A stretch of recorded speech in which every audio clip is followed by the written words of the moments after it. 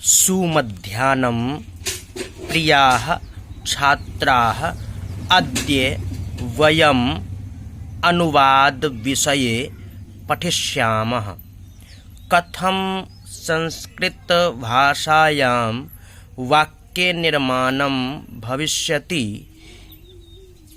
निर्माणे कस्य आवश्यकता भविष्यति, एतं विषयम् अवबोधिष्यामः। अद्य केवलं प्रथमा विभक्ति स्त्रीलिंग पुल्लिंग तथा प्रथम पुरुष वर्तमान काल लट लकार विषये पठिष्यामः। बच्चों, आज अनुवाद के विषय में पढ़ेंगे। उसमें क्या क्या आवश्यकता होती है उसके बारे में समझेंगे और वाक्य का निर्माण करेंगे। उसमें कई विषय होते हैं जिसमें से पंचमी कक्षा के लिए प्रारंभ में केवलम प्रथम पुरुष क्रिया में तथा प्रथमा विभक्ति शब्द रूप कर्ता के रूप में आज जोड़ने का कार्य करके वाक्य का निर्माण करेंगे। तो अनुवाद, जो शब्द यहाँ पर लिखा गया है इन सभी शब्दों को आप पहले याद कर चुके हैं। जैसे बालक का रूप आपको याद करने के लिए दिया गया था, लेकिन 8 विभक्ति देकर के प्रथमा द्वितीया तृतीया करके आपको याद करने के लिए दिया गया था। एक वचन, द्विवचन, बहुवचन। उसके बाद लता का भी रूप दिया गया। उसके बाद इधर पठ का रूप और लिख का। पठ का कई शब्द दिए गए, वर्तमान, प्रथम पुरुष, मध्यम पुरुष, उत्तम पुरुष, भूत, प्रथम पुरुष, मध्यम पुरुष, उत्तम पुरुष। लेकिन अनुवाद का प्रारंभ हो रहा है, इसीलिए केवल लट लकार वर्तमान काल प्रथम पुरुष में ही प्रयोग करना है। प्रथम पुरुष के 3 वचन में ही प्रयोग करना है कि इन 3 शब्दों के साथ शब्द रूप के 3 शब्द को जोड़ करके आप कैसे तैयार करेंगे वाक्य को। तो एक सर्वनाम शब्द रूप पहले भी पढ़ा चुके हैं, याद करवाए हैं, फिर दोबारा याद करने के लिए दे रहे हैं। इसको याद कर लेना। विभक्ति एक वचन, द्विवचन, बहुवचन।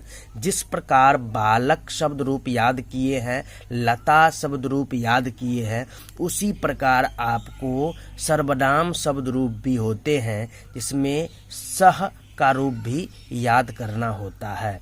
सह, वह, तौ, वे दोनों, ते, वे सब।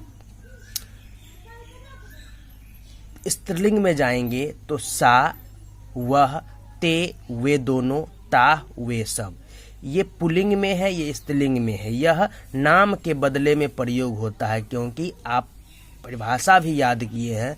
सर्वनाम किसे कहते हैं? जो नाम किसी व्यक्ति वस्तु के नाम के बदले में प्रयोग होता है उसे सर्वनाम कहते हैं।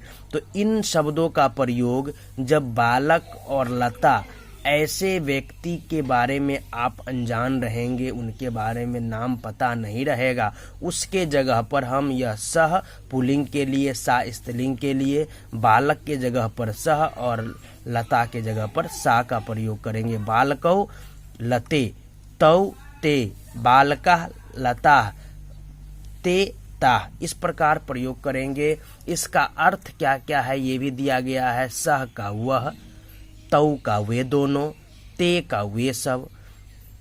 स्त्रीलिंग में सा का वह, ते का वे दोनों, ताह का वे सब। इस प्रकार आपको इसका अर्थ बता दिया गया है।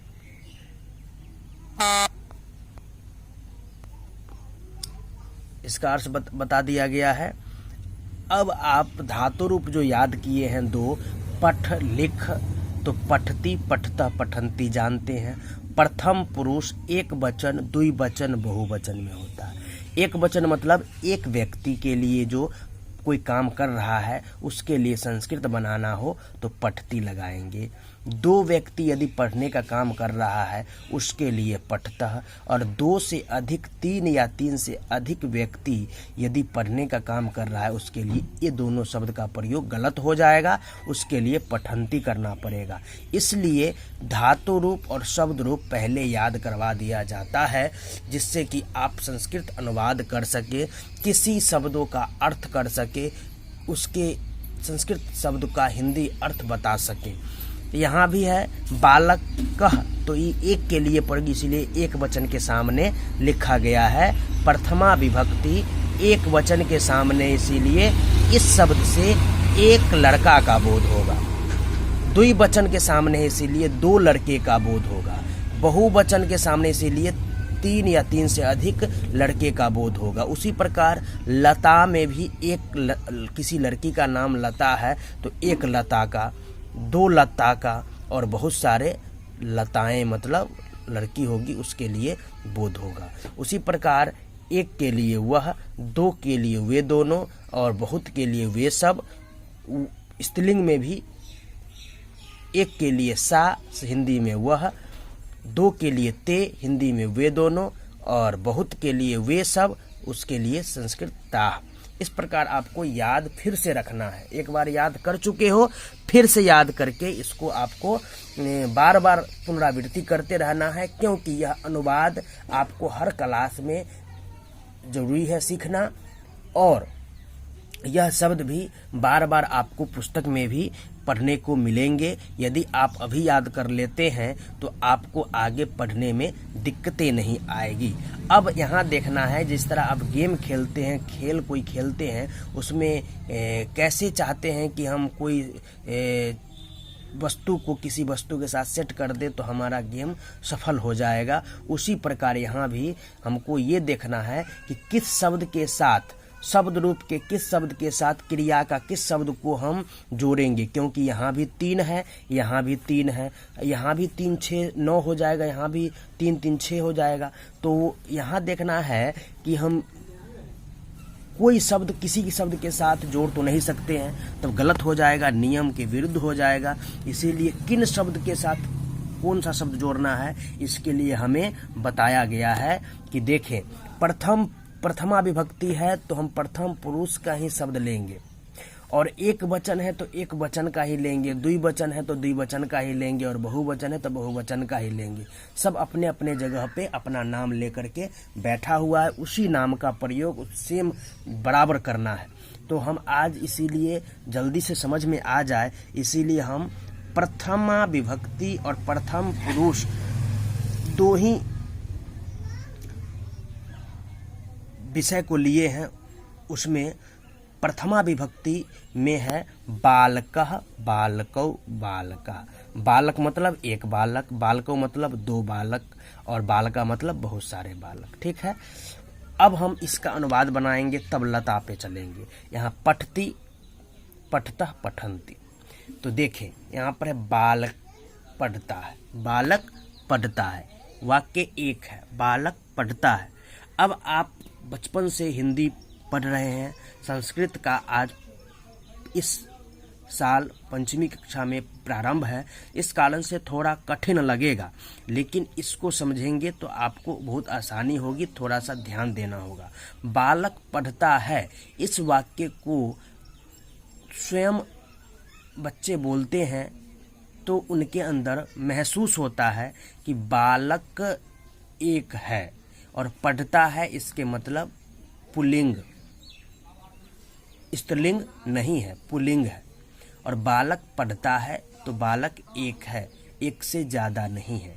तो हम याद जो किए हुए हैं बालक शब्द रूप, उसमें प्रथमा विभक्ति का एक वचन का शब्द हम ले लेंगे बालक। तो बालक का क्या बनता है? बालकः, तो हम यहाँ बालकः लिख देंगे। ये किसके जगह पर हिंदी का संस्कृत बना? बालक का हिंदी का संस्कृत बन गया। अब पढ़ता है, तो यदि हम बालक एक वचन का लिए हैं प्रथमा विभक्ति का, तो हमको यह निश्चय कर लिए हैं कि यहाँ भी एक वचन लिखा गया है प्रथम पुरुष, तो हम इसको ही लेंगे, द्विवचन बहुवचन को छोड़ देंगे। तो हम इसको यहाँ पे रख दिए, तो क्या हो गया? बालकः पठति और पूर्ण विराम। ये वाक्य देखते ही पता चल जाएगा कि बालक पढ़ता है। यह अर्थ कोई भी निकाल सकता है, आप भी निकाल सकते हैं। तो संस्कृत में क्या हो गया? बालकः पठति, बालक पढ़ता है। अब एक के लिए काम कर लिए, अब दो के लिए करेंगे। तो दो के लिए क्या है? दो लड़के, यहाँ पर लड़का नहीं अच्छा होगा, दो लड़के या बालक पढ़ते हैं। तो वाक्य बोलने से सामने एकदम बिल्कुल साफ दिख रहा है, दो व्यक्ति दो लड़के का बोध हो रहा है, और पढ़ते हैं लड़के हैं, इसीलिए पुल्लिंग है। इनके लिए दो के लिए हम क्या याद किए हैं? प्रथमा विभक्ति में बालकौ। अब इसको छोड़ देंगे क्योंकि दो का बोध हो रहा है, बालकौ। तो यहाँ पर क्या लिखेंगे? बालकौ। अब यह दो द्विवचन का शब्द लिए हैं, तो यहाँ से हमें द्विवचन का ही लेना पड़ेगा, एक वचन और बहुवचन को छोड़ देना होगा। तो द्विवचन में क्या है? पठतः। क्या याद किए हैं? पठतः। तो यहाँ पर हम लिखेंगे पठतः। तो क्या हो जाएगा? बालकौ पठतः। तो दो लड़के या बालक पढ़ते हैं, इसका संस्कृत हो जाएगा बालकौ पठतः। हम कहाँ से कौन सा शब्द उठाए हैं ये एकदम बिल्कुल ध्यान रखना है, क्योंकि ऐसे ही आप अपने शब्द का चॉइस करेंगे कहाँ से किसको लेंगे तो हमारा यह वाक्य सही होगा, यह आपको ध्यान रखना है। इसीलिए हर शब्द रूप और धातु रूप दोनों में हर का नाम दे दिया गया है, किस विभक्ति में है, किस पुरुष में है, किस वचन में है, हर एक का नाम दिया गया है। अब आए बहुवचन में, द्विवचन, एक वचन, द्विवचन और बहुवचन में क्या है? लड़के पढ़ते हैं। लड़के मतलब एक नहीं, दो नहीं, तीन या तीन से अधिक होंगे। बहुत सारे के लिए हम लड़के का प्रयोग करते हैं, बच्चे का प्रयोग करते हैं। तो लड़के पढ़ते हैं, इससे क्या पता चला? बहुत सारे लड़के पढ़ते हैं और बहुत हैं, इसीलिए बहुत के लिए बहुवचन में क्या याद किए हैं? बालक का ही रूप है। एक वचन में बालकः शब्द बना, याद करना पड़ा। द्विवचन के लिए बालकौ और बहुवचन के लिए बालकः। तो हिंदी में जो लड़के हैं उसके लिए इन दोनों को अगर प्रयोग करेंगे तो गलत हो जाएगा, इसीलिए क्या प्रयोग करेंगे? बालकाः। तो बालकाः प्रयोग किए हैं, तो यहाँ पर लिख देंगे बालकाः। अब यहाँ बहुवचन का शब्द लिए हैं, तो हमको इसका निश्चय लेना पड़ेगा कि यहाँ भी हमको बहुवचन का ही शब्द लेना पड़ेगा, एक वचन द्विवचन छोड़ देना होगा। तो क्या लेंगे? पठन्ति। तो यहाँ पर लिख दिए पठन्ति, तब आपका यह संस्कृत वाक्य बन गया बालकाः पठन्ति, लड़के पढ़ते हैं। हिंदी में क्या हो गया? लड़के पढ़ते हैं, बालकाः पठन्ति। ठीक है, तो यह तीन वाक्य बन गया आपको, एक वचन, द्विवचन, बहुवचन, पुल्लिंग में बालक के शब्द रूप की सहायता से और पठ धातु रूप की सहायता से केवल प्रथमा विभक्ति और प्रथम पुरुष में आए। प्रथमा विभक्ति और प्रथम पुरुष में स्त्रीलिंग में वाक्य का निर्माण करके देखें। कोई भी पुल्लिंग में बना या स्त्रीलिंग में, धातु रूप में पुल्लिंग स्त्रीलिंग दोनों के लिए एक ही का प्रयोग होता है, वह दोनों कॉमन रहता है। सिर्फ आपको वाक्य पढ़ करके पुल्लिंग स्त्रीलिंग शब्द रूप में ही अलग अलग शब्द का प्रयोग करना होगा। तो स्त्रीलिंग में क्या है? लता पढ़ती है, ती पढ़ती है, पढ़ती है, इससे स्त्रीलिंग का पता चलता है, और लता से भी स्त्रीलिंग का पता चल रहा है। और कितने हैं? एक है। जिस तरह बालक के एक के लिए, एक वचन के लिए बालकः का प्रयोग किए हैं, इसलिए लता का रूप आप लोग याद किए हैं, लता, लते, लता, एक वचन, द्विवचन, बहुवचन। यहाँ पर क्या कहता है? एक के लिए, तो हम इन तीनों में से किसको लेंगे? इसको लेंगे, एक वचन को, तो लता। अब एक वचन का लिए तो सामने यहाँ आ जाए, पठ का या लिख का कोई में से भी लेंगे, तो पठती, हमको यहाँ पढ़ती है ये कहा गया, तो पठ का ही लेंगे। तो एक वचन में पठती, तो क्या हो जाएगा? लता पठती, लता पढ़ती है। दो के लिए दो लता पढ़ती है, तो दो के लिए क्या है? लते और लते के लिए आप बालक के समान फिर चले जाएं, द्विवचन में पठतः, तो लते पठतः। फिर लताएं पढ़ती है, 2 से अधिक है, तो बहुवचन के लिए क्या शब्द याद किए? लताह, विसर्ग लगा देंगे, लताह, तो हम यहाँ लताह दे दिए। उसके बाद बहुवचन का शब्द यहाँ से लिए हैं, तो हमको यहाँ से भी बहुवचन का लेना पड़ेगा, तो पठंती, तो लताह पठंती, लताएं पढ़ती है। बात समझ में आ गई? पुल्लिंग, स्त्रीलिंग, एक वचन, द्विवचन, बहुवचन में बालक लता का वाक्य तैयार कर लिए। कितने हो गए? 6। बालक पढ़ता है, 2 लड़के पढ़ते हैं, लड़के पढ़ते हैं, लता पढ़ती है, 2 लता पढ़ती है, लताएं पढ़ती है। यदि इस पेज को आप अच्छे से समझ लेंगे तो ऐसे ऐसे अगर वाक्य अनुवाद का आपकी कक्षा में पूछा जाएगा या पेपर में आएंगे, परीक्षाएं में आएंगे, तो उसको आप आसानी से बना सकते हैं। लेकिन वहाँ पर इस समझ का भी जरूरी है कि हम किन शब्दों को कहाँ से लें। यदि आप एक तरफ एक वचन का लें, दूसरी तरफ बहुवचन का शब्द जोड़ दें, तो वो पूरा का पूरा गलत हो जाएगा। जिस जगह से जो लेना है उसके लिए नाम दिया गया है। तो उसके बाद है लड़का लिखता है। अब पठ के जगह पर लिखने का काम आ गया है, सिर्फ कार्य बदला है। तो लड़का के लिए हम क्या प्रयोग है? बालक के लिए बालकः, तब बालकः। अब यहाँ पर लिख धातु है, लिखती, लिखतः, लिखंती। एक वचन में लिखती, द्विवचन में लिखतः, बहुवचन में लिखंती। तो एक वचन का क्या है? लिखती। तो यहाँ पर एक के लिए है तो क्या करेंगे? बालकः लिखती, लड़का लिखता है। 2 लड़के लिखते हैं, तो 2 लड़के के लिए क्या याद किए हैं? बालकः के बाद द्विवचन में बालकौ, तो बालकौ। अब द्विवचन के लिए पठ के समान लिख का क्या होगा? लिखती के बाद द्विवचन में लिखतः, तो बालकौ लिखतः, केवल क्रिया बदला है। उसी प्रकार अनुवाद में लड़के लिखते हैं, तो बहुत सारे लड़के हैं, तो बालकाः, लिख का बहुवचन लिखंती, लिख धातु का बहुवचन लिखंती, तो बालकाः लिखंती। अब थोड़ा सा सर्वनाम के विषय में जानकारी प्राप्त करेंगे।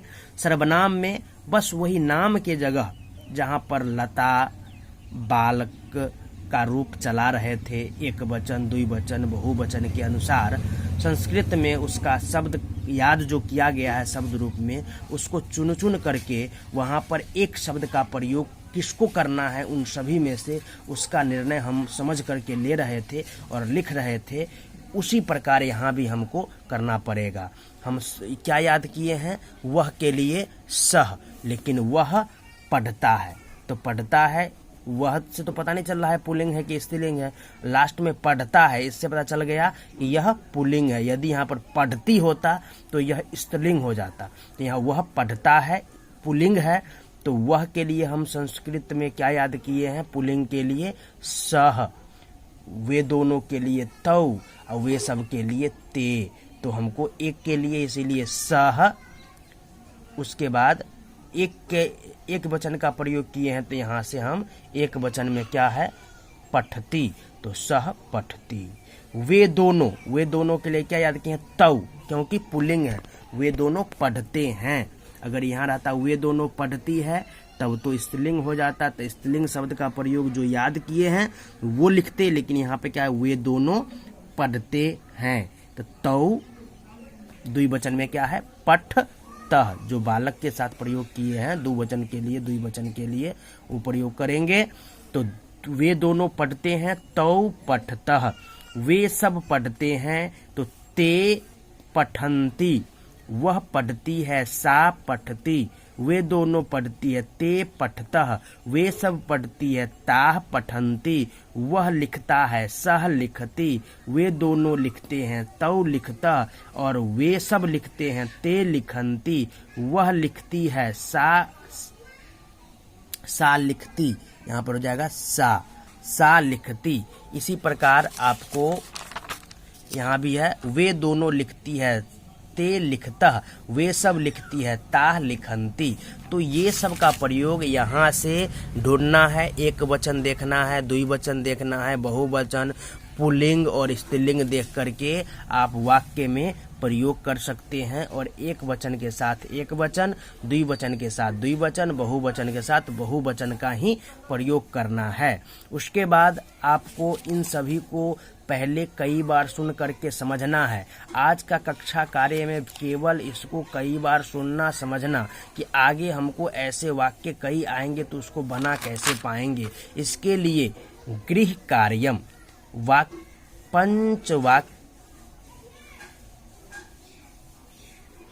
पंचवाक्यानि निर्माणम कुरुत, 5 वाक्य का निर्माण अनुवाद करें। वे सब पढ़ती है, वह लिखता है, वे 2 बालक पढ़ते हैं, सीता लिखती है, वे दोनों लिखते हैं। इस 5 वाक्य को गृह कार्य होमवर्क में बनाना है। तो आज का यही विषय रहा। आपको इस अनुवाद के दोनों पेजों को अच्छे से समझना है, कैसे अनुवाद बनाया जाएगा। इसी में से कहीं से न कहीं से अनुवाद आएगा। आज प्रारंभ का एक सोपान शुरू हुआ है, उसमें भी प्रथमा विभक्ति में 8 विभक्ति हैं और पुरुष में प्रथम 3 पुरुष हैं। 3 पुरुष में केवल वर्तमान काल, भूतकाल, भविष्यत काल को छोड़ दिया गया। वर्तमान काल के अंदर प्रथम पुरुष का ही प्रयोग किया गया है। मध्यम, उत्तम अभी शेष बचा हुआ है, अभी आगे चलेगा। आज इतना ही को समझे और इसको जिसमें कोई समझ में ना आए उसके बारे में पूछें।